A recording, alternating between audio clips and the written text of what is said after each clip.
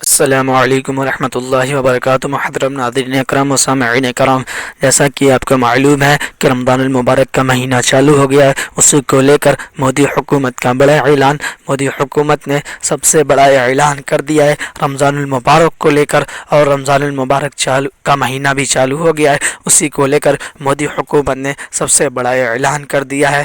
تو کیا ہے وہ اعلان؟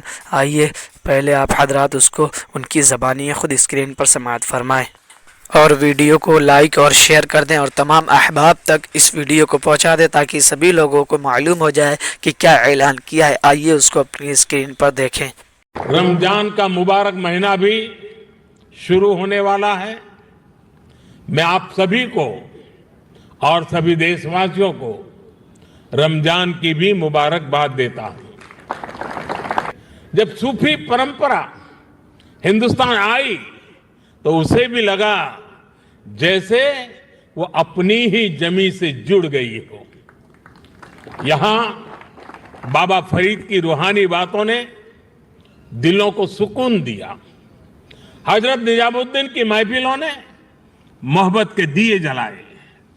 حضرت امیر خسرو کی بولیوں نے نئے موتی پروئے، اور جو نتیجہ نکلا وہ حضرت خسرو کے ان مشہور پنکتیوں میں وقت ہوا: بن کے پنچھی بھے باورے، بن کے پنچھی بھے باورے، ایسی بن بجائی سانورے، تار تار کی تان نرالی، جم رہی سب بن کی ڈاری.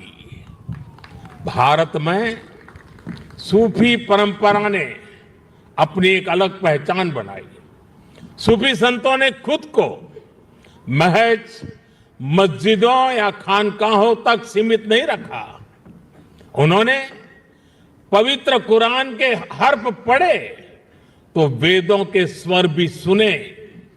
انہوں نے اذان کی صدا میں بھکتی کے گیتوں کی مٹھاس کو جوڑی، اور اس لیے اپنشد، جسے سنسکرت میں ایکم ست وپراہ بہودا ودنتی کہتے تھے، حضرت نظام الدین اولیاء نے وہی بات ہر قوم راست راہے دینے و قبلہ گاہے جیسے صوفی گیت گا کر کہی. الگ الگ بھاشا، شیلی اور شبد، لیکن سندیش وہی. مجھے خوشی ہے کہ آج جہان خسرو اسی پرمپرا کی ایک آدھونک پہچان بن گیا ہے. ساتھیوں، کسی بھی دیش کی سبھیتا اس کی تہذیب کو سور اس کے گیت سنگیت سے ملتی ہے. اس کی ابھیوکتی کلا سے ہوتی ہے.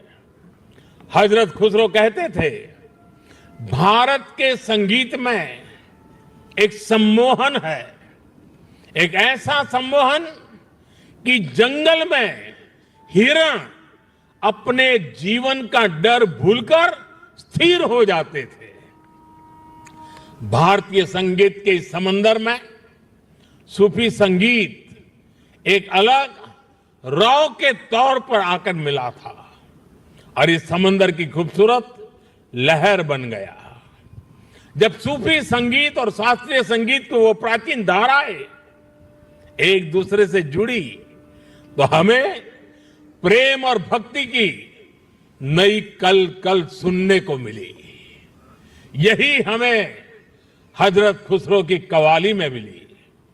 یہی ہمیں بابا فرید کے دوہے ملے، بلے شاہ کے سور ملے، میر کے گیت ملے. یہاں ہمیں کبیر بھی ملے، رحیم بھی ملے، اور رسخان بھی ملے. ان سنتوں اور اولیوں نے بھکتی کو ایک نیا آیام دیا.